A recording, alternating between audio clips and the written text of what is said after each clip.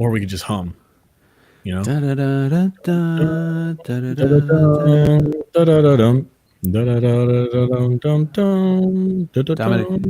Dominic is having errors.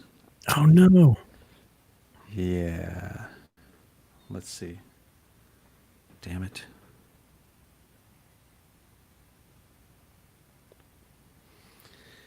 We are live, everybody. How is it going? We're having some technical issues. Mr. Dominic Pace has encountered an Imperial blockade, and the Star Destroyer is not allowing him to view. He'll get it figured out. In the meantime, how's everybody doing? Welcome to the Scarif Podcast live stream about Mandalorian Season 1. And we're going to get to talk to Dominic Pace, who was Gecko, the bounty hunter at the bar in Episode 3. And also he was during the big Mandalorian battle at the end of that episode. So we get to chat with him. And now that the season is done, we can actually move into some spoilers and we can get some real behind-the-scene knowledge. And I'm looking forward to asking him just a butt ton of questions about this show and what it was like to work with all those guys doing the stunts for the Mandalorians, and as well as working with Deborah Chow on her episode. So yeah, that is one of the things that I'm very curious about, working with a director of the caliber of Deborah Chow, now that she has demonstrated to us Star Wars fans that she's got the chops. And I've seen some of the episodes that she directed for the Marvel show. What was it? What the hell's the Marvel show on Netflix? Agents of S.H.I.E.L.D.? What was that? Was it Agents of S.H.I.E.L.D.? No, it was on Netflix. Jessica Jones. Oh, okay. That's right. And yeah, she did a great job. Hey, Trevor Beast, how you doing? Shannon, how is everything? We're trying to work out some kinks over with Dominic. Hopefully we'll get that straightened out. Carl, how you doing? Thank you guys for joining us. We've got Alex and Ro from the Scarif Scuttlebutt podcast. Thank you for joining us. Hopefully we will get this straightened out. But how is everybody? Hope everybody is good. I'm not going to start on my thing until I see him in the backstage. But okay. Shannon, Shannon says that she can't wait until. I can't wait to see what she does with Kenobi. Oh, I am very excited to see what she does with Kenobi. I think she's a great director. I think we are going to be we're going to be in for a nice treat.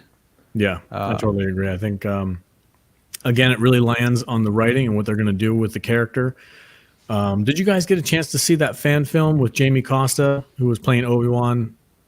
It was called Kenobi. He just released it recently. It was a lot of fun. It was a great homage and a great fan movie to kind of honor Obi-Wan Kenobi, and it did actually kind of lean on some of the aspects that I would actually want, like a real Kenobi TV show or a Kenobi movie to talk about, is him kind of dealing with his loneliness and his entire culture is dead and he's by himself, and he has this one mission, is to take care of this kid. And of course he's going to second guess himself. There's going to be times where Owen and the Lars family might not want him around, feel like he's a danger to Luke, like they said in A New Hope. So I think the fans have a pretty good idea of what that story needs to look like. I'm just hoping that translates to the bigwigs over at Lucasfilm, Deborah Chow, Ewan McGregor, working on this TV show. I hope they have at least somewhat similar of a vision in line for us. So I'm looking forward to it, and I wish them the very best. And I can't wait to see it. I hope it's really going to be good. Yeah. Hold on a second. So Mr. Dominic Pace cannot get on. I'll be right back, Alex. Okay. I'll answer some fan questions, I guess. Shannon, have you seen Collider deepfake Jamie's Ewan? Jamie's doing Ewan. Yes, he's he's such a wonderful impressionist. He does all these guys so well. Robin Williams is aces. I think that's his bread and butter. That's kind of where he got his claim to fame, was when he was doing Robin Williams impressions on YouTube, and he's grown since then. And man, he does so well. He even did an older Ford, Harrison Ford impression for Collider as well, and he nailed that one. He was doing it opposite of the deep fake George Lucas. And I love watching Jamie work, and he seems like such a nice guy. Like, I've never met him personally, but he seems like somebody you could like hang out with and just kind of talk nerd and talk about some of the stuff that we love so much. He seems like a really cool guy. So hopefully one day maybe I will meet him. You know, it'd be really cool to run into him at like a Star Wars convention or something like that. I think we'll get a tease at Celebration. It's very likely. Celebration is coming up on, what is it? The summertime, right? 2020 is in like June or something. So yeah, I mean, they very well could have a teaser trailer for us, and I'm sure they're going to want to hold off on any kind of major reveals. You look bummed, Ro. What's going on? Well, I had asked him to see if he can use Chrome, and he's going to give it a shot. So hopefully, what was he using before? We'll do. You know what? He was on a Mac, and I think he might have been using Safari. I know Chrome is probably the best. It's recommended to use Chrome. Technology, huh? Yeah. Let's see. I know I have issues with my iPhone with Streamlabs, but yeah, hopefully if he uses Chrome, it'll work out. Yeah. I just lost chat. Where'd our chat go? Oh, there it is. Yeah. So Shannon, yeah, July or August, it's gonna be pretty wild, and I know a lot of people that haven't or didn't get a chance to come to Chicago for Celebration Chicago are heading over to Anaheim for their first celebration. I think it's one of those things where you have to at least try to get to one of these conventions, whether it's Celebration or not, just a San Diego Comic-Con or a C2E2 here in Chicago. Just to be surrounded by other fans and other, lovers of whatever franchise it is. It's a lot of fun. Yeah. As somebody who's never been to one, it seems like a ton of fun, and I would love to go. And I know. Didn't you go to the Star Trek one just recently? Yeah. I did go to Star Trek convention here in Vegas. It was local. It was right down the street from us. I think we even got a discount for being locals. And I have a really great, I know this isn't a Star Trek thing, but I got a chance to meet Garrett Wang. He played Harry Kim on Star Trek Voyager, and he was like super chill, like really, really nice to us. And he got me and my wife free passes for the next day, which we didn't have already. We only bought one day's tickets. And he's like, yeah, just say my name at the box office, they'll let you in. And we went the next morning, and we got to go to the Voyager panels. It was really good experience. And I think if something like that happens at like a Star Wars experience, it would just be that next level for me, because I love Star Trek, but Star Wars is where it's at. So I would love to be able to meet like maybe Junus, the guy actor. Oh yeah, I would love to shake that guy's hand and just say thank you to him for taking on Peter Mayhew's role. I think of all the actors that are involved in the modern Star Wars with Disney and stuff like that, I think he kind of embodies what it means to be what Peter Mayhew was to us fans. I think he was perfect fit for Chewbacca. I think he's a great, as I'm calling them, fan ambassadors to the fandom, and just his interaction online with people, and fans in general. I think you're right. He's a great guy. Seems like a great guy. Yeah. I'd love to be able to get to meet him. I think that'd be really cool. Yeah. What else? I mean, I love the cosplay too. Star Trek convention, there was everybody was dressed up. Even I had a little badge on my shirt. I'm not a cosplayer, but I even like put the little thing on my shirt and stuff like that. But there's so much cool cosplay, and I think seeing it in Star Wars, I mean, the Star Wars fandom just goes next level with everything. So it's great to see all that cool stuff, and I'd love to be kind of surrounded by it. It's a different experience, and we talked about I think on another podcast the difference between Star Wars fandom in person versus like online. Like the online experience is going to be a little shaky sometimes, but when you get there, I'm being generous, bro. It's a little wacky sometimes, but the in-person experience that you have with people like at celebrations and stuff just seems like it's such a wonderful thing. So it's funny. It's I can totally agree with that. We here in Chicago, I did happen to stumble upon the little group of Fandom Menace people, the guy with the hat and the headphones, and the Star Wars girl, and I mean, they seemed like they were having a good time. And it's just funny because online they are so like, in your face, and I'm angry at everything, and they're like, yeah, they're just, they were having a good time. It's a shame that they have to resort to the whole I'm angry online about everything Star Wars and Disney, but I really hope it's just an act, and I really hope that those days of doing that kind of crap is numbered. I hope so too. And the less clicks it gets, the less it'll happen. That's all I can say about it. I mean, the reason why if what you're saying is true, and they're like, totally chill in person, but then you watch their videos and they're just like bashing like everything. It might just be, because that's what gets interactions. It's a sad reality that we have to deal with. But, that's what gets the clicks. And we're going to leave it up to you guys in the chat to click us and click all of those wonderful Star Wars content producers that don't rely on hatred and toxicity. And we hope that everybody is enjoying each other's podcasts. I know we've made some friends with some other podcasts, and we have to be able to support each other. So all three of you guys in the chat, it's all up to you. It's all to you, all three of you. Help us. You're our only hope. Oh, now all two of you. Somebody left. Oh my God. There's too much pressure for them. They couldn't take it. But folks like Shannon and Carl, you guys have been with us for a really long time, and really appreciate it. And we appreciate your support. It's awe-inspiring. It's humbling to have come so far in such a short time with everyone, and we're just having fun. Yeah, that's what Star Wars is all about, having fun. There's the client. Does he has a name, right? Grief Kargan? No, that's Apollo Creed. Oh, that's right, yeah. Carl Weathers. Carl Weathers. Kargan. Yeah. I guess they never did give him a name, huh? Yeah. Horner Warthog is the actor's name. Man, right. He's a director too. That meme that came out of that a couple episodes ago when he was still alive. Spoiler alert: when he was still alive, was "I would like to see the baby." It's like every Star Wars fan when they're watching The Mandalorian. I would like to see the baby.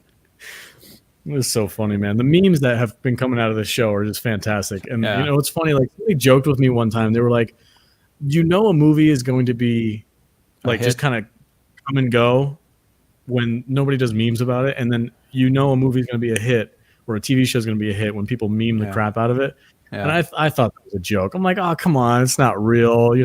Memes are just made for goofy fun, but it's true, man. Yeah. Like the more memes you see out of a TV show or a movie, the more popular that thing is. Totally. Yeah. We, I think Dominic might be downloading Chrome, but he should have Chrome on his Apple. But we'll see. We'll see. Most things come with Chrome. Do you want to start talking about The Mandalorian at all? Season 1. Your favorite moments? Anything like that? Keep the chat going. Sure. Let's do this. Mandalorian Season 1. Going back in time, right before the release of the first episode, I was very excited. I didn't know what to expect. Years in the making, Star Wars on the small screen. It was a very interesting time. I think we got Dominic here. Excellent. But great. Yeah, so that's one of the things that is very exciting for me.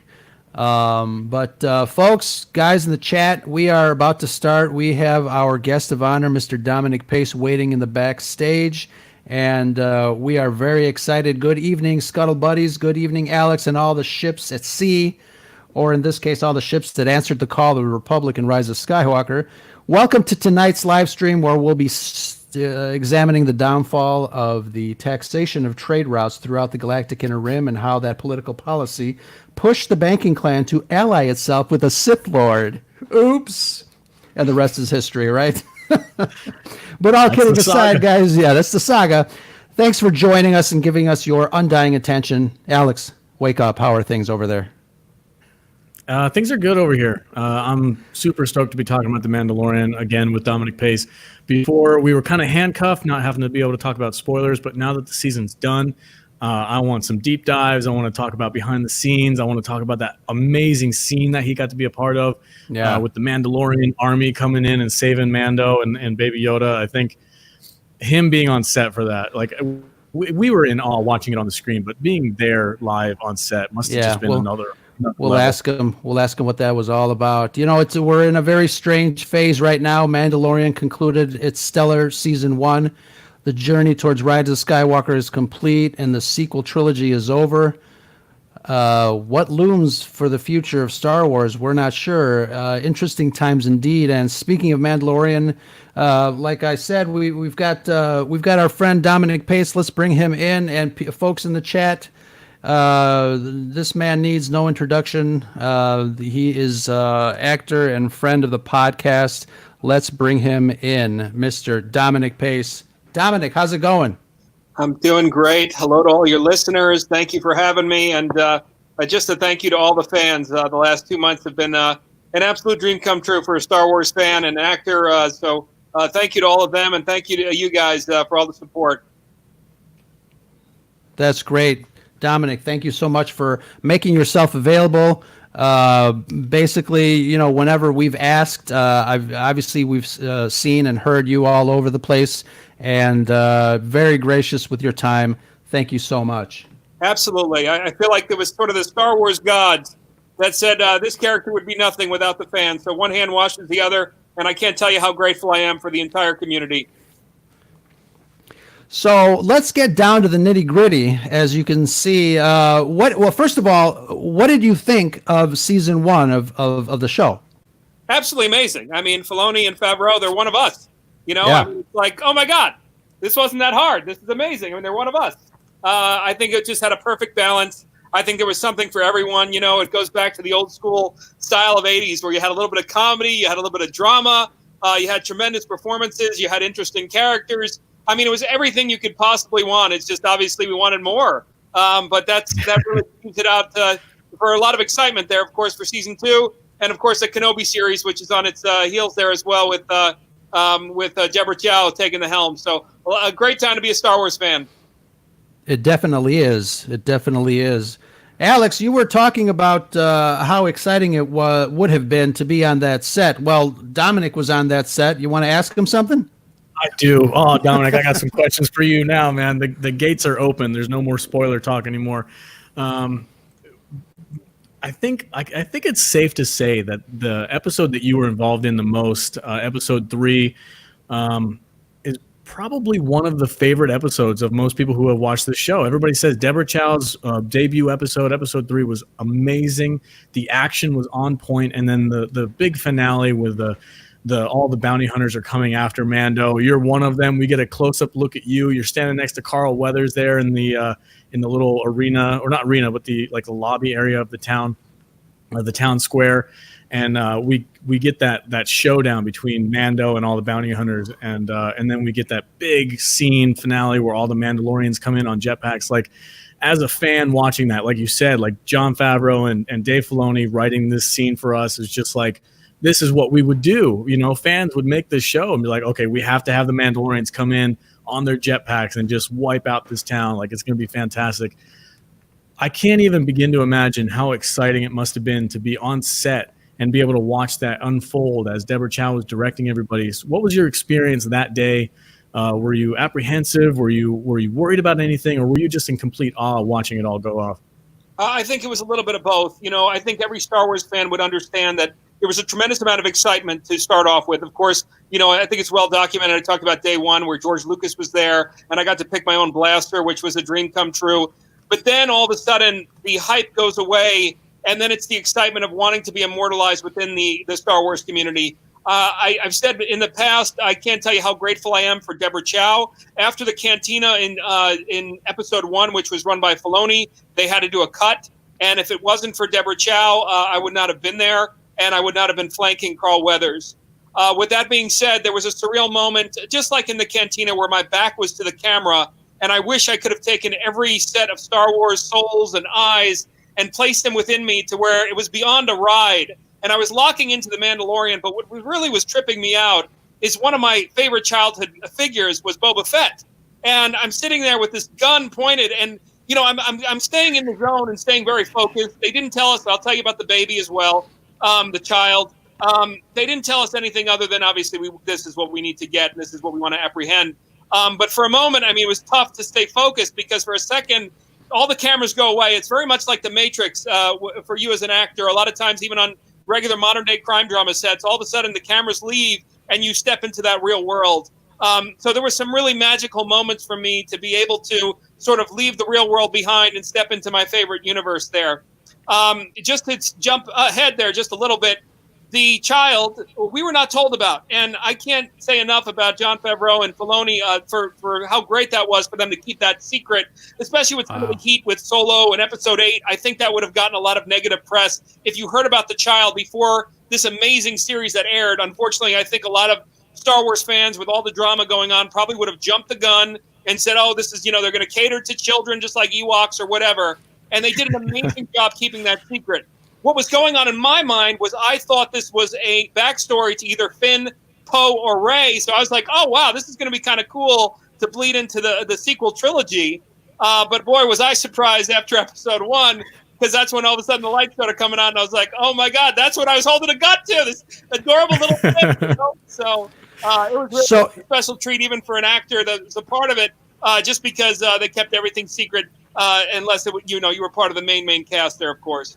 So you guys were only told that it was a child, but no specifics regarding who that child was or what he looked like. That's 100% correct. And again, I mean, I think Lucas did a lot of that with Empire Strikes Back. I think even David Prowse was kind of not privy to a lot of things, or I don't know if it was maybe Mark Hamill. I forget the story. But I think that's great. I think, you know, the whole thing, even when I went on and I was so proud, obviously, and so excited to go on the podcast, the greatest thing for viewers is to watch it in the theater, you know, no spoilers, to watch it on TV, watch it on Disney+. So I think that was great because there was about a set and crew of about 200 people. One way or another, I'm sure that would have leaked, and that would have been really bad publicity, even though I know they talked about jumping the toy line and such. I think Favreau and Filoni are just genius in terms of keeping that all secret. Yeah, it would make I'm sorry, real fast. It would make sense that they would not release the toys because then people would know before the episode would come out. So I know a lot of fans were kind of upset at that and trying to scratch their heads, but it makes sense from a business standpoint. Alex? Yeah, but let's call a spade a spade. I mean, there was a lot of drama with Solo, a lot of drama with from the fan base with Episode 8. So I think it would have been a negative thing, and I'm glad they did what they did. Yeah, I totally agree. And now that you mention it, like the child, Baby Yoda, he's like the key. You know, like George Lucas famously said about Jar Jar Binks, he's like, he's the key to all of this. And it really is. If Baby Yoda didn't work, or if there was some kind of a weird backlash about it, it definitely would have affected the show before it had even aired. And I'm super thankful, not only to Jon Favreau, but for Lucasfilm for allowing them to postpone like toy production and stuff, which they normally don't do. And that was a big, because I know when the Christmas season came around, they were scrambling to get Baby Yoda merchandise out there. So I'm sure that somebody was like, oh, this is all because of Jon Favreau. Like, we don't have our stuff ready. But I am definitely thankful. And that's a great point that you brought up about that. Absolutely. Yeah. It's kind of funny because some side little companies, custom made, try to do it justice, but it looked more like the Baby Grinch than the way that they did with Baby Yoda on The Mandalorian. I mean, it's a really fine line between creepy and adorable, you know? That's funny. Yeah, and we'll get into all that the customized toys, because you've got a lot of folks that are creating some really great, not only art, but some really customized figures of your character. How does it feel to be able to see all that stuff come through, come across your table there? It's been amazing. This is kind of phase 2 for, us side characters, us side actors. Obviously, the dream, I think, not only for every Star Wars fan would be to be in the franchise, but also now to get your own customized figure. I can't tell you how amazing these fans are. What I would normally pay a publicist $2,000 to $4,000 a month for, people are coming out of the woodwork saying, "Dom, how can I help? What can I do?" I just got one of these down in Dallas. Oh, where somebody nice. made a card back of my character. Oh, nice. And it's kind of a throwback, vintage character, for a 3.75. It's just been absolutely amazing. I had a contact over at Disney where, again, I mean, reality is reality. And he said, "Dom," he said, "please forward the email and I'll send it over to Lucasfilm." Obviously, it'd be a dream come true for anything from a Funko Pop. The great thing about this franchise is side characters is what makes it. They're mysterious. They're interesting, especially a bounty hunter from the Guild. I think I would like to believe that I think it would be a pretty popular in terms of the sale to the fan base, but you just never know.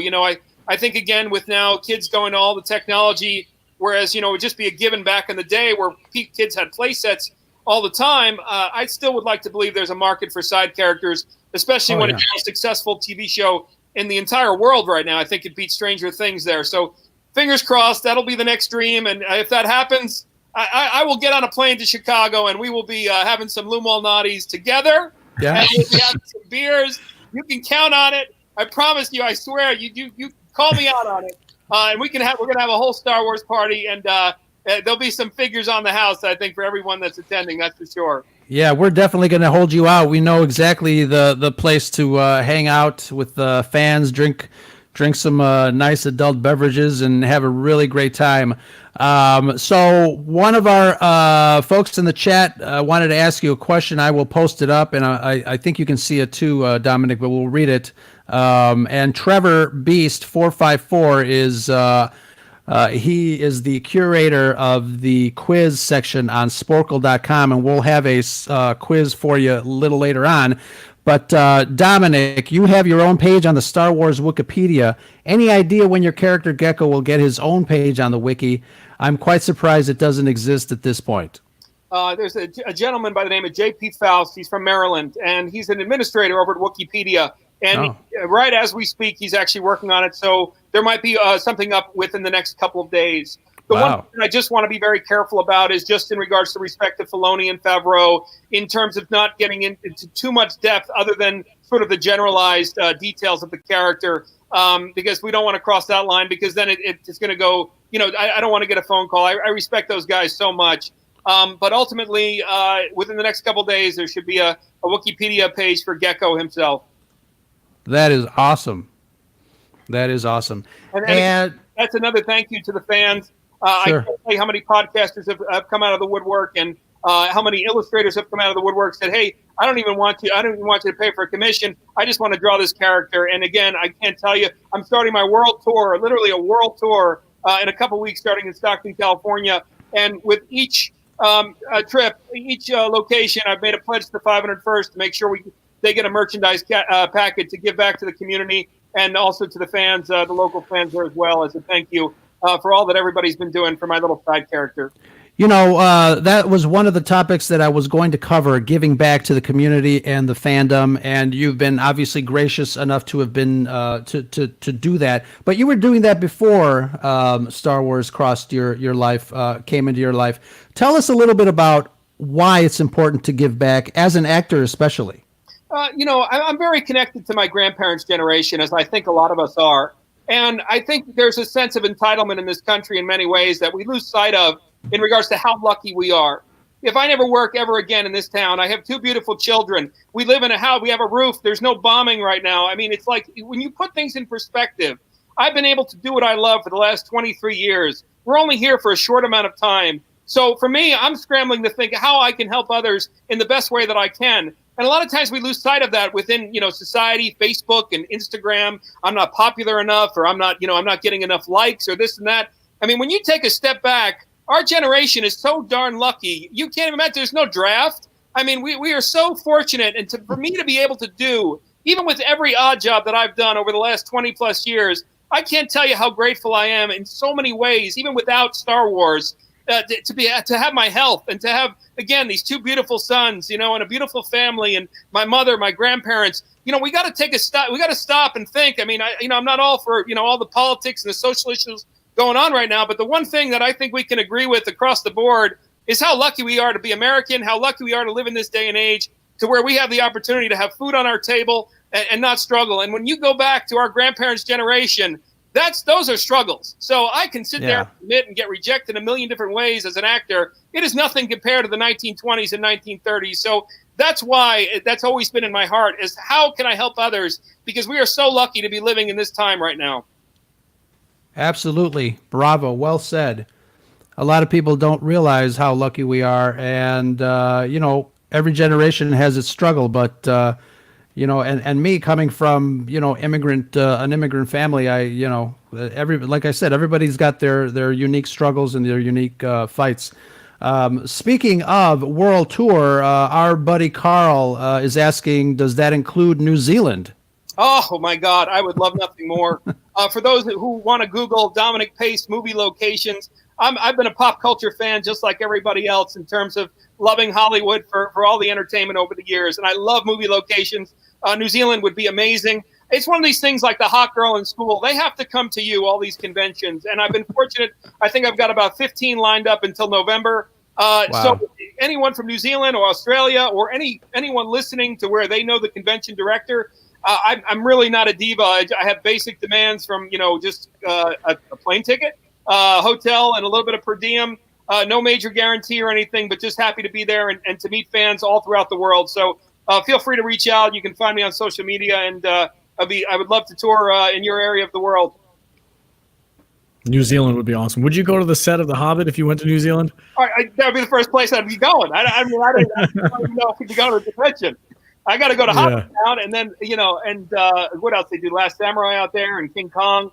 So many great pieces there. Obviously Peter Jackson has kind of put it on the map, but I mean, just the landscape looks absolutely gorgeous, like you're in heaven. So another question from our group chat said, Carl said, how did you get picked for The Mandalorian? Was it a standard audition, or did you get handpicked by somebody? And I know you kind of touched on this the first time we did an interview, but go ahead and reiterate it for some people who may not have heard. And I was going to call Carl out. I was going to say, didn't you hear him during our first podcast when we had him originally on the show? But that's okay, Carl. We'll reiterate. As many know, I've been a blue-collar actor. I take every job I can. And this was a perfect example of how those things can work out. I have never, even when I book guest stars on television, I have almost 100 credits on IMDb. I take everything I can in order to survive, in order to support my family. This was a simple makeup test. And it's kind of attributed to having a good, positive attitude. The gentleman's name was Brian Sipe of Legacy Effects, one of the top prosthetic artists in Hollywood. And he did Drax from Guardians of the Galaxy, David Bautista through all the Avengers, Marvel movies, Guardians of the Galaxy, etc. We hit it off. I just had a tremendous amount of patience. I did have some prosthetic experience. I doubled Frankenstein on Van Helsing. And then also I was in Bright. I was one of the orcs. And then also I had a little bit of prosthetic work 2 times on Agents of S.H.I.E.L.D. I was one of the Kree. And then I was also one of the guards in one of the other sequences in one of the seasons. So I had the patience for it. You need to have a little bit of talent in the sense of not being claustrophobic. I also have a background in stunt experience, even though I'm not a stunt man. Some of the co-stars that I've done on television, such as Prison Break, Brazilian Isles, Navy NCIS, I had a little bit of stunt action stuff to where they didn't pay me a stunt rate, but obviously with the Mandalorians, we had some action there that I volunteered to do.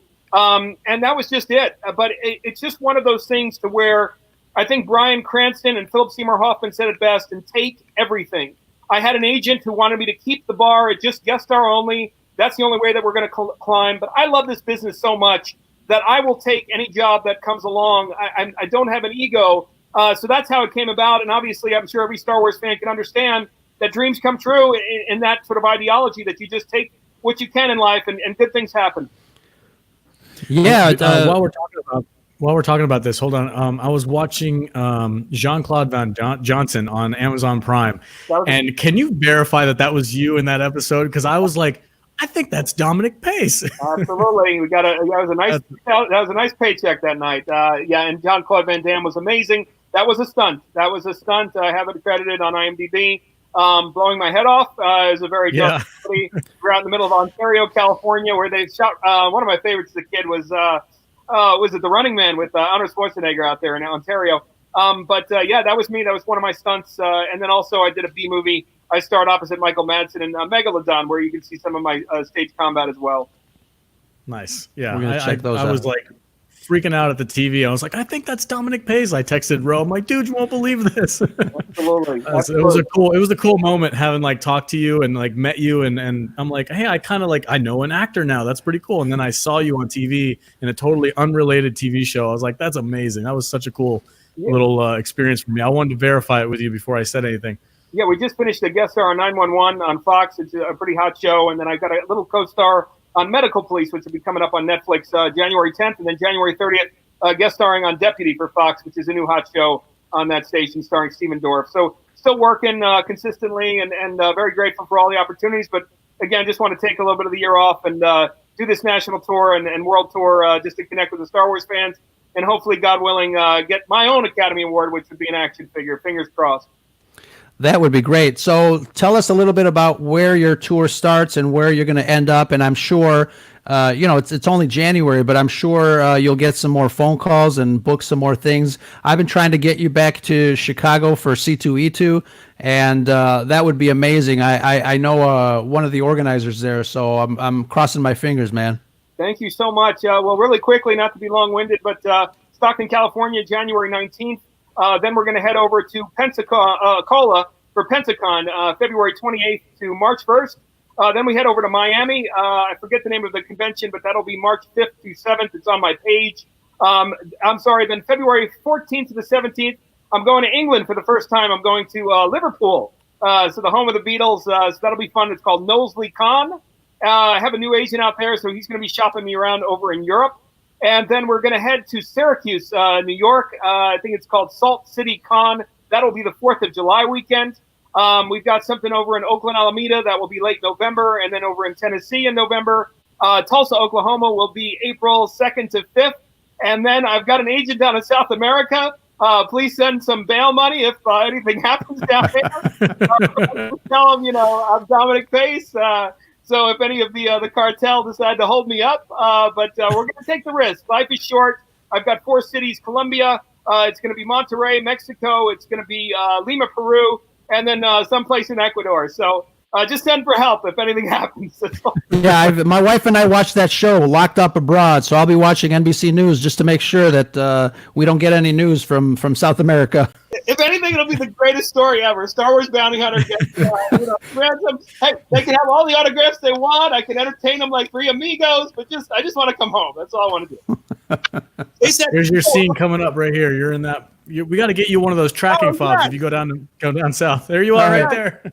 I got to tell you, it's so funny. In the contract with South America, they said, you think this would be kind of like a good thing, but I'm just like, what the hell are you talking about right now? They're like, we're going to have 2 bodyguards for you. And I'm just like part of me is like, wow, I'm going to be like a pimp. And I'm like, wait, why do I need bodyguards?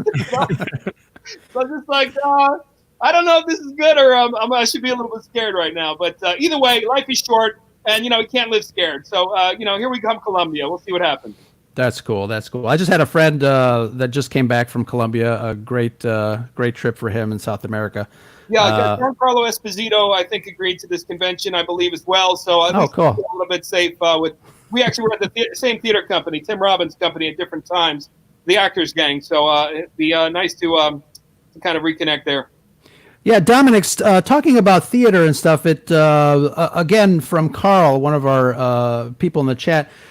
He's noticing that a lot of your actor profile. Oh, there. Oh, we just saw you. You know what? Hold on, Carl, with this question. I wanted to ask, Alex wanted to ask, too, about all the stunt work that is involved, especially in the scene that's going on behind him. We see the Mandalorian get his butt kicked, and he's flopping around. Here he goes. There he is. Yeah. That guy needs a figure. So it's how much of the stunt work did you do? And obviously there are like squibs going off all over the place. How does your costume hold up? Okay, well, first and foremost, let's take a second also to honor Brendan Wayne. Brendan Wayne is John Wayne's grandson, and he was the Mandalorian. And not only for Brendan, who, these are a lot of unsung heroes. These are real stuntmen. I was not part of the stunt team. And I can't stress enough the amount of respect that people like Tate Fletcher, who played the big gunner, deserve. However, with that being said, being a kid from the 80s, having previous stunt experience, not with the contract of a stunt contract, I went up to the stunt coordinator and I said, and thankfully, some of the scenes, I don't want to give anything away because we're still alive. We're still alive. But I went up to the stunt coordinator. Some of the scenes were cut out. And I told him, I said, listen, whatever you need me to do. And he said, well, in this one scene, if you want to get down on one knee. I said, no. I said, look, every Star Wars kid would dream to be in this sequence right now. I said, I don't care if I break my ribs. I said, I'm going all out. And Deborah, I hope there's an extended cut. I hope to God, because there were some shots, and that's why there was mixed with excitement and also anticipation and fear in a way of just not knowing what's going to make it and what's going to make the cut. But I gave 110%. But again, we cannot take the respect, and I hope that they are nominated for an Academy Award at one time or another. We have all these changes in Hollywood right now. We need to start giving respect to the real stuntmen and women who literally risk their lives. Not me. I'm what's called an action actor, to where I do a little bit just like on Jean-Claude Van Damme. But these stuntmen and women, make no mistake, they risk their lives for our entertainment. And you cannot tell me that in this day and age of all the foo-foo, and everything else with these divas, where Ricky Gervais told them all to shut the hell up the other night, you need to give the respect, at least one Academy Award category, for these people who risk their lives and they die each year for our entertainment. So I was happy anytime that I can chip in terms of add to the action and the passion, obviously being a Star Wars fan and giving all of myself. But it's nothing to take away from, obviously, the legends that are people like Brendan Wayne, who was there, by the way, the entire time. I didn't see Pedro. It was Brendan Wayne who was the Mandalorian. So you got to just give respect to the real stuntmen and women. And I'm so proud to be friends with a lot of them. Absolutely. I would scream that from the rooftops. I always love to shine a spotlight as much as I can on stunt work, especially with how big Game of Thrones was recently, with all like the pyrotechnics and the flames from the dragons and stuff. Those were all stunt guys putting their lives at risk for a TV show. The same with The Mandalorian. We have people jumping off of buildings and stuff like that, falling down, getting shot. And one that I know by name that I follow on Twitter and other social media was Vladimir Furdik. I think he's the guy who does he played the Night King from Game of Thrones. He was also in charge of the stunt coordination there and on the Netflix TV show The Witcher. He's an awesome guy. He always posts his videos of behind the scenes of when they practice their stunts and their fight coordination and stuff. I love watching those kind of things and watching the stunt guys work and seeing these guys, which I can assume, Dominic, were they on wires, right? Doing these Mandalorian jetpack stuff? Yeah. Like if anything goes wrong, these guys are falling like 10, 15, 20 feet from the air. Yeah, and those are explosions. Those are real stuntmen, in those situations. Also, what they do is they have something that's like a semi-automatic, and what it shoots out is like these little sandbags that spark. So when you're hitting, like, say, I was trying to shoot Mando while he was lying down on the flatbed before this scene right here. They start shooting. They're like these bigger, like we used to have those pop-ums as a kid. But those like multiply that times like 15, and they're smacking up against the bed of the flatbed there that R5D4 unit was pulling. So that guy would be right behind me, and that would be my my blaster. And then also at the same time, then they move in the special effects as well. That's awesome. Of the blaster shot, This had to have been one of the most exciting episodes of the whole season, and I'm so glad that you got to be a part of it. That's such a cool experience. How did, since we're watching it, there was like, 40 or 50 people on set there just in costume as all the bounty hunters plus Mando and everybody else and all the Mandalorians that came in. How was Deborah Chow on set when she was directing that many people in such a big action scene? Was she on point, knew everybody's role, exactly what to do? How was she for a director? In complete control. I mean, if they were to take a pulse of Filoni, Favreau, and Deborah Chow, there would be not even one raise on their blood pressure. I mean, these are the leaders that you want to follow. And if there was, if it was equated to the Navy, these are the people that you would want to follow into war. They were so relaxed. Gone are the days of Michael Bay and James Cameron. And again, nothing to be taken away from the old school director. I'm reading a book on Richard Donner right now. I mean, those days must have been legendary. with screaming and shouting and everyone, you're fired in front of everybody. But there was none of that. It just was completely professional. I think I mentioned in previous interviews, the first time ever I have seen a first and second AD that were both female. I thought that was an amazing applause, I think, for Disney and for Jon Favreau's team and Filoni's team. But just overall, I mean, these are leaders who are in control. And I think it also is a compliment to the story, which we saw. I worked on a show called True Detective. It's the second season. And when you see everybody talking and stressing, a lot of times that has to do with the storyline being crap. And the one thing I think that attributes to the storyline and also to the talent of the directors, them being in control was sort of a mirror. It sort of mirrored why the story was so perfect from start to finish, because they knew what they wanted from start to finish. I think when you do reshoots and rewrites, that's when things start getting screwed up because it's not organic. And that was the beautiful thing, I think, about season 1 of The Mandalorian. Every single episode was sort of organic and entertaining and fun. Planning helps. Planning helps. This is true. And also, you can definitely tell. Yeah. But I was just saying, go ahead. A little bit of smidgen of humility, too, to where you work as a team, and a lot of times, sometimes at this level, you have a lot of egos at that high level where they just, everybody wants to get their say in, but you can just see how organically everybody worked together, including obviously the higher ups of Kathleen Kennedy and George Lucas. So it really was amazing to be, and such a dream to be a part of. Yeah, definitely. Well, again, another question. Carl is sweeping up the questions here. What does your family, what do your kids think that Dad is in The Mandalorian? He's an action figure. It was the most beautiful compliment. It was my youngest son. He's a huge Dodger fan, and one day I'm sitting there and I'm home. I'm doing some stuff, and I go and I check his phone because the phone lit up, and he changed his screenshot to one of the illustrations of my bounty hunter. So that really meant a lot to me that my son would do that. Especially. They've been around it for about 20 years, and I'm sorry, 15 and 11 years, but I'm saying my career. So it sort of fades after a while, especially like when some of their, like my son goes to school with Steven Still's son, and then, my other son goes to school with, one of the woman from Frozen. Jesus Christ, I forget her name. But anyhow. Kristen Bell? Here's Kristen Bell. Oh yeah, Kristen. So it's sometimes it's hard to compete when you're in Hollywood because there's always a bigger fish, as they say in episode 1. But at the same time, it's nice that they're sort of receptive to it now, and I can't tell you how grateful I am to have both of them. They're amazing. I wanted to ask you, last time we were chatting on an episode, you were talking about you wish you were able to find the DP that helped you out and kind of nudged you into the shot. Did you ever find her? No, but also that shot didn't make it.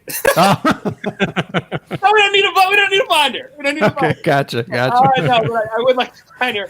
That was the shot I needed. The shot's out there.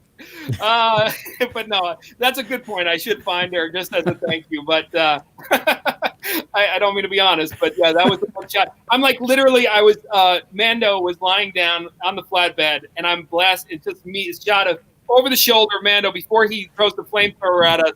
There's a shot of me coming at him, like literally blasting the hell out of him, stormtrooper style. I don't know how I'm missing 10 feet away, but still, it would have been the coolest freaking shot ever. That obviously probably unrealistic. I mean, just didn't get in due to the reality of it that you're like 5 feet away.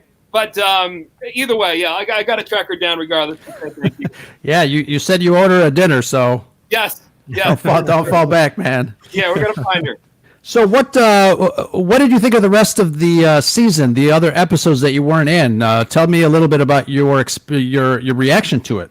I think just obviously so refreshing. I mean, it just left you on the edge of your seat.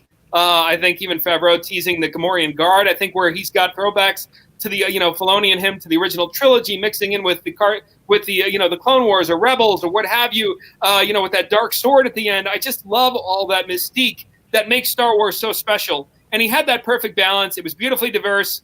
You also had the special effects, which I think was second to none. We talked about that LED screen, which again is just really the new era of Hollywood to where everything just looks so real. And I think they literally maybe used 3 sound stages. It looked like they traveled all over the world to film this series. It's funny because it might actually, kill what Hollywood used to be in terms of going on location due to this technology. But I just think storyline of each episode was so refreshing. They kept it new. It wasn't like you didn't feel like you were just in some sound stage, and it like, some of these low budget sci-fi shows to where it's like they're going from one tunnel to the next, and it's like, all right, put some money into your budget. I think it was just absolutely exciting, and again, I think they left open for season 2 in such an exciting way. Where's Yoda going? Or Baby Yoda, whatever you want to call it. I'm sorry, child, forgive me. Oh my God, the Twitter's getting crazy now. It's like it's like this is worse than religion as far as your beliefs on Star Wars. I walked out after fine. I had the greatest experience ever. Then I go on Twitter and I'm like, what the hell did I walk into?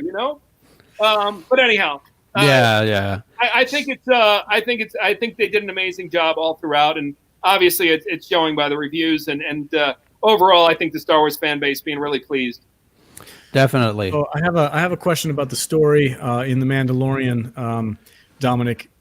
Correct me if I'm wrong, but we never actually see Gecko die in that battle. Am I correct? That is correct. And Brian, Scott, who did my makeup, I texted him. He asked me one question, and if I was scanned, and I think that was a question in regards to whether they can do a figure or not, or what have you. I mean, they can still work around that. But I texted him. I didn't want to bother him again. He's just been so supportive. He's been liking all the stuff. He's totally fed in, invested to Gecko, which is again his inspiration, which was that model from 2 years prior. But I texted him and I said, we didn't die. I said, we didn't see us die. Also, the other thing is there's a new. Oh God, I forget his name. Forgive me, but they're starting a new Marvel comic book series on bounty hunters, and the guy heading that up.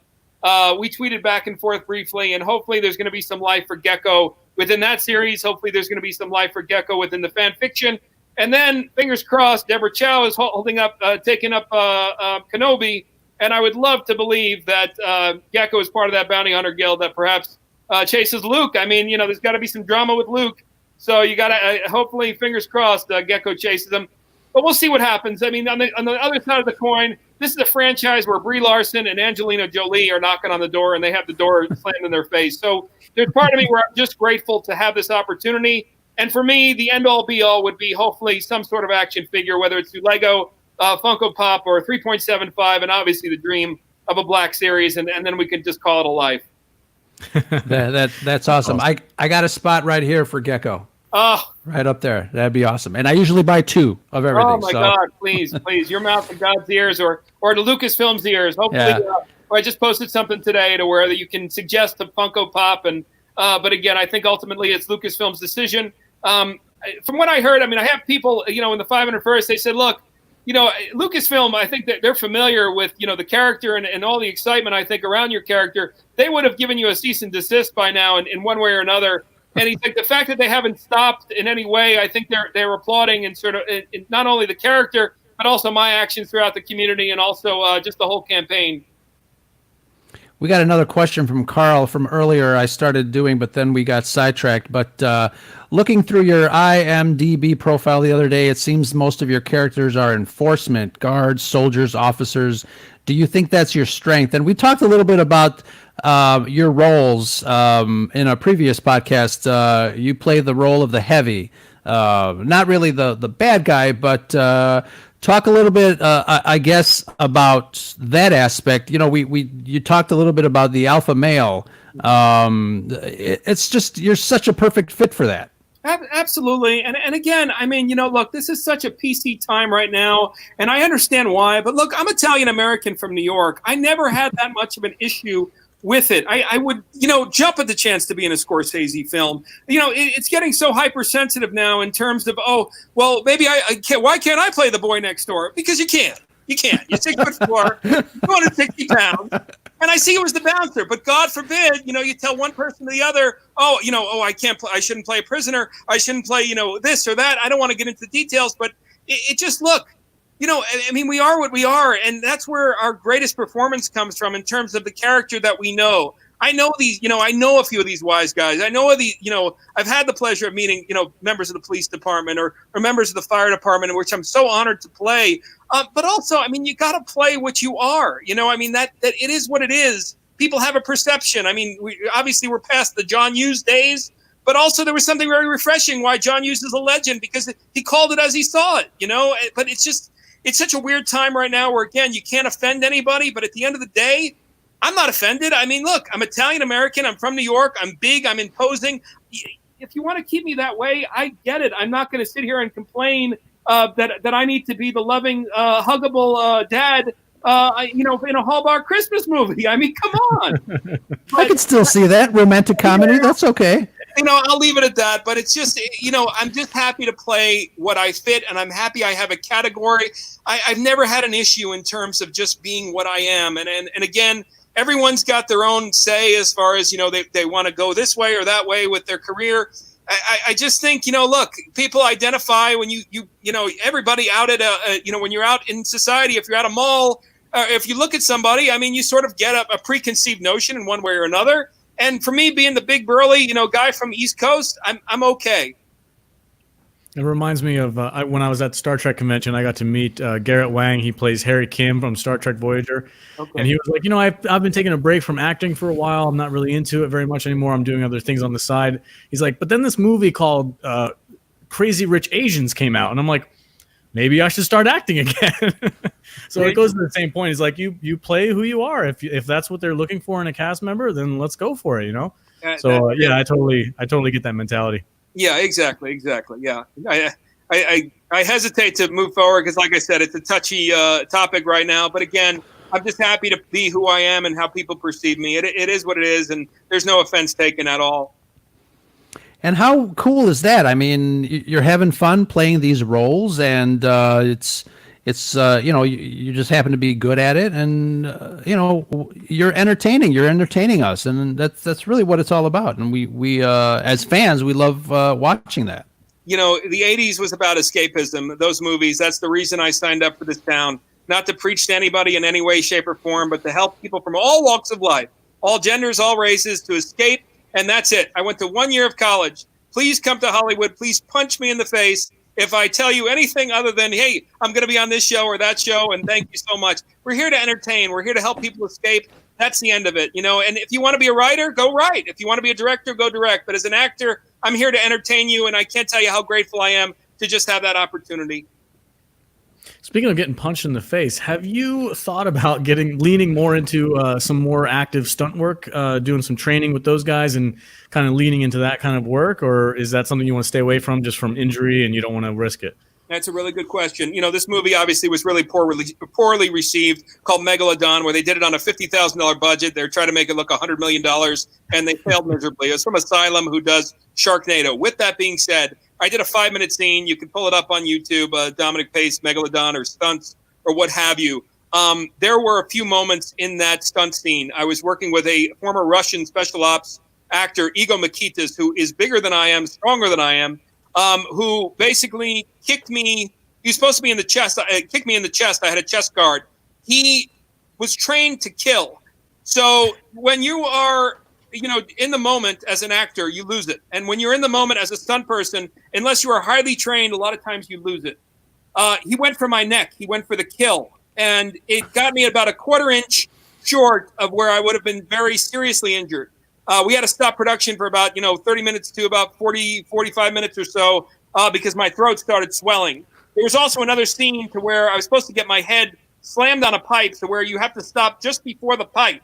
This is a real pipe. And that was, at that time, that's when I said to myself, I don't mind taking a squib shot, or to take, a little right cross or a left cross here and there, to where, you cheat it and then you fall on a mat. But again, I can't stress enough the respect we have for the real stunt men and women, because they literally put their lives on the line for these types of stunts, to where they can split open their head or they can break their vertebrae. So it's to the point now where, again, we just stay as an action actor, to where I don't mind doing a few things here and there. But again, we leave it for the real stuntmen and women. And again, God willing, they get an Academy Award nomination in one way or another, because, again, they're doing more than any of these divas having their little press juice do on a daily basis.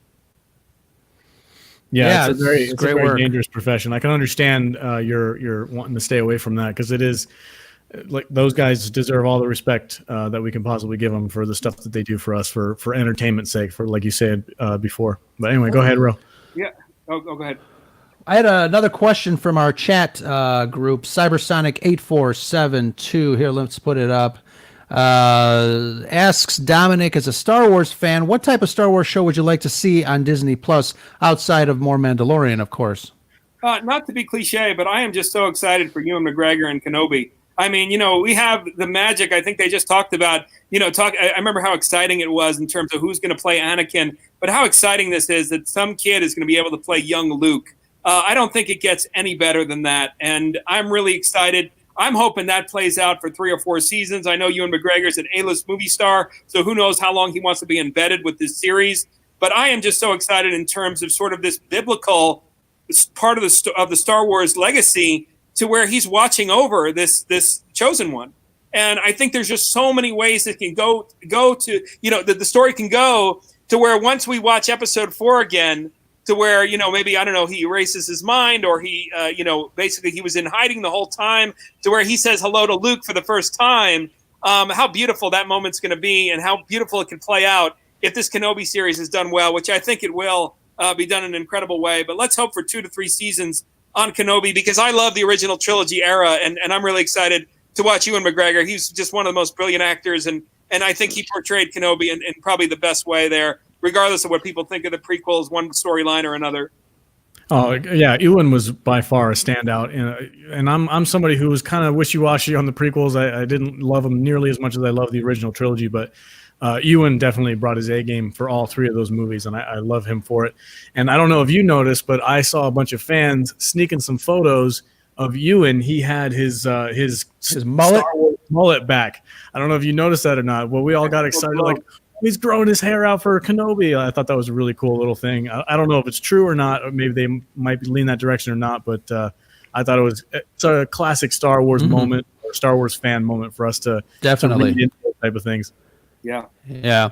So we have a little segment that we're going to take advantage since we have you. So we've got a really cool comic book, Star Wars Tag and Bink. It was donated to us by our friend Tom at First Aid Comics on Taylor Street here in Chicago. They help us out from time to time, and really cool stuff. Plus, still have some of these. I think this is the last one that we're giving out. Whoa!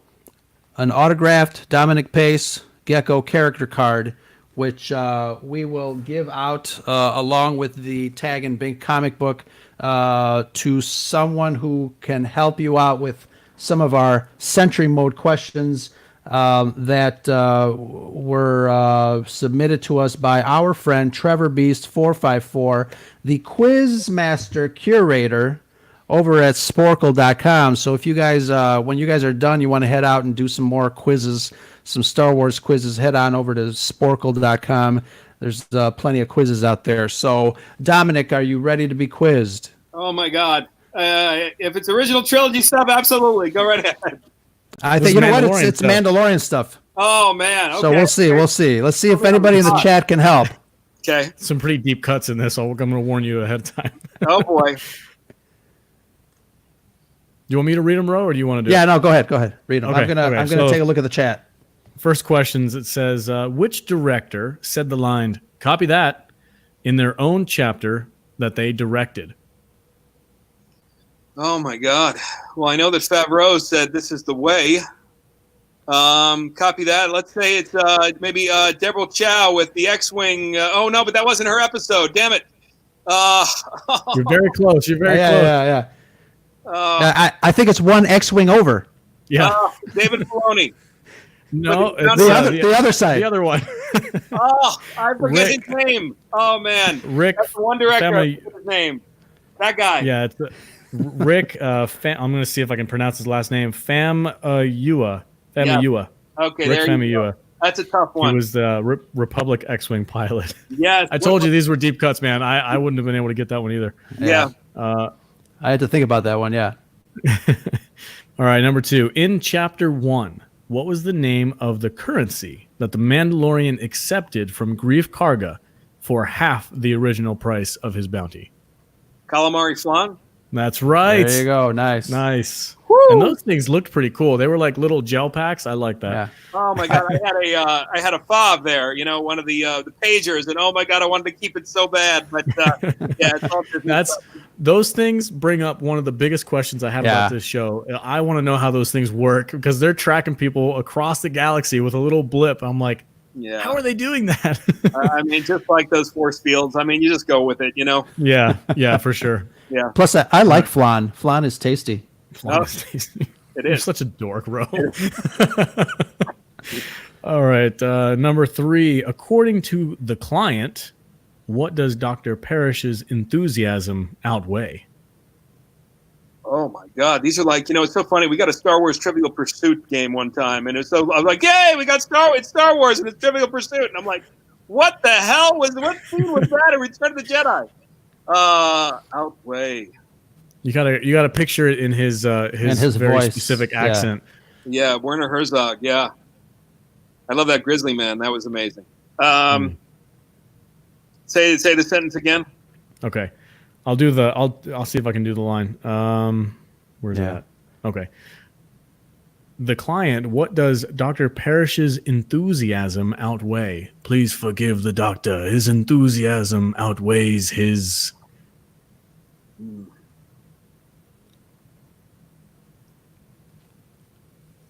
His wisdom. His discretion. Oh my God. These are tough, bro. I gotta say, man. I don't know. Wow. Trevor Beast. He's a Trevor beast. He's a beast with the quiz. I want to see the baby. I want to see the baby. How iconic was that line? Yeah. I would like to see the baby. I heard so many nightmares. So when he filmed down in one of his first movies as a director, they said he dragged his cast through hell. Oh, yeah. It was like ridiculous. I think he held somebody at gunpoint or something, like crazy story. Yeah. I've heard that. Yeah. He, I think it was rumored. It was from the set that he called Jon Favreau a coward for wanting to do a CGI Baby Yoda. Oh, He's like, yeah. Don't be a coward. Make it a puppet. Oh man, I wish I could have been a fly on the wall. I'll tell you what. Yeah, he's something. He really is. Yeah. Speaking of Yoda as a puppet, Dominic, when I went in 1999, when I went to Hollywood to wait in line for episode 1, it must have been like 4 a.m. We were all waiting outside the Man's Chinese Theater. I was there. Oh, that's cool. Yeah. Do you remember? I was kind of in the back of the line around the corner, but there was a minivan that had some Star Trek fans that came. They got out of the minivan and they started yelling, "Yoda was a puppet!" Yes, I heard. But can you believe the people that were at the front of the line? They were there for a year. Yeah. Insane. Yeah. Insane. Yeah. That was a great experience. All right. Question number 5. Go ahead, Alex. Or 4? Is 4. 4. Yeah. Question number 4. And I'm going to give you a little assistance on this because just reading it, I wouldn't have even guessed the answer. It says, after apprehending Fennec with some assistance, Fennec is what's the lady's name? Yeah. She played the assassin from the Gunslinger episode. Yeah, with some assistance from Toro Killigan, what does the Mandalorian go looking for? So if you remember, he tells him to stay with the bounty, and then he's going to go back and get something and then come back for him. Do you remember what that was? It was they were on Tatooine, and they were kind of stranded in the desert. And this does have kind of a connection to the original trilogy. Oh yeah, it does too. I saw it one time. Oh my God! It's with the female bounty hunter there. Yeah. And then that guy had some bad quotes there. He unfortunately killed his career. we weren't going to go there, but okay. He's going to get that guy's career back out of the I'm just going to say this. I don't disagree with you. Yeah. He's going to find his career so that and apologize to Disney. Oh God, I saw all of them one time. I just, it's not like the Goonies where I watched it 100 times. He goes back to get the dewback, which is the animal that we see the stormtroopers riding in A New Hope, the 4-legged dinosaur type thing. Gotcha. Yes. Yeah, these are tough, man. I'm going to say that every time. Here's one that might be simpler. The last question is, what is the corresponding title for Chapter 7? I'll play some music for you while you wait. Da da da da da da da da da da da.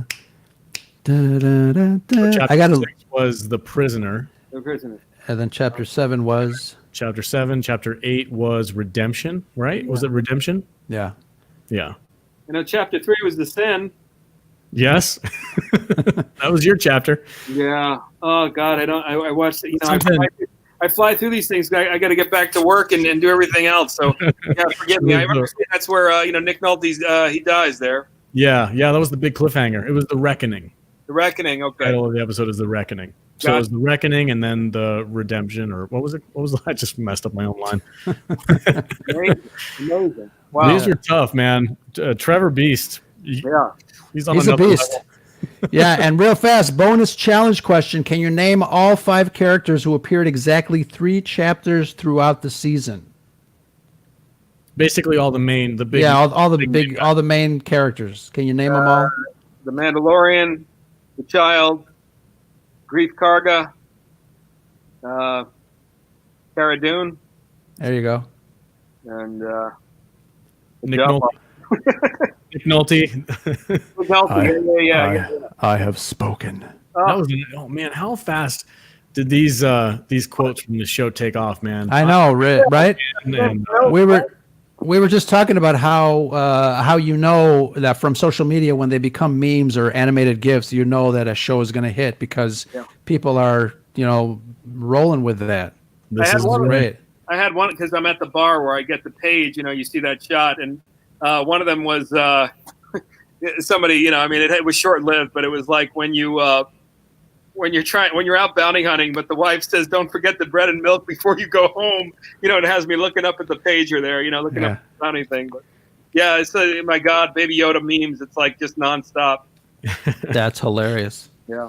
Yeah, so thank you very much. That was our Sentry mode. We usually have 5 questions that we ask each other, and we have to answer those questions for bragging rights. But in this case, me and Ro usually softball each other questions. We don't go that hard. Oh my God! Wow. But somebody in the chat is going to get the Tag and Binks comic book and this really cool autographed character card by Mr. Dominic Pace. Thank you so much, guys.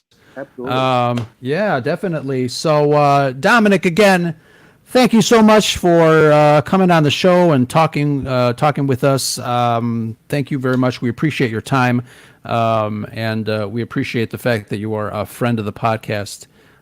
We are here to support each other, and we're really excited. Now that real fast, any wishes for season 2 on The Mandalorian? Anytime you go back to original trilogy, I'm a happy guy. Yeah. Even I was expecting hopefully maybe a little hint of Boba, a little hint of Dengar, and God willing we get back there. But either way, like I said, more importantly for the overall betterment of the story there, anything original trilogy is always a lot of fun. Definitely. Yeah. Alex, any final thoughts? This is my favorite moment. Oh, yeah. ATST coming up with the red eyes. It was. Oh yeah. I know Bryce Dallas Howard directed this episode, and that to me, I'm a super Jurassic Park fan, and that to me was her way of doing like a little callback to the T-Rex scene that she's in holding there. I saw that and I geeked out for a minute. I would love to just shake her hand and say thank you for doing that. Yeah, amazing. So, thank you, Dominic, so much for being a part of this podcast and letting us chat with you and get all the inside information. It means a lot to us as being a small podcast just starting out to have somebody involved in these projects give us the opportunity to talk with you. So thank you very much. We really appreciate it. Absolutely. Thank you. And again, like I said, I appreciate you and all the listeners' support of this side character there and then this bounty hunter. And hopefully he'll be the next Dengar at some point there and lore and everything else. Definitely. Keep it coming. We appreciate your time. Thank you very much. We'll see you out there in the Twitterverse. And again, Dominic, would you be so kind as to sign off with your name and tell the folks that's the Scuttlebutt? Perfect. Hi, I'm Dominic Pace, and that is the Scuttlebutt. Excellent. Thank you, guys. Thank you, guys in the chat, too. We will announce who gets our little prize giveaway for tonight's broadcast. We love you guys. Keep it real. Awesome. Thanks, guys.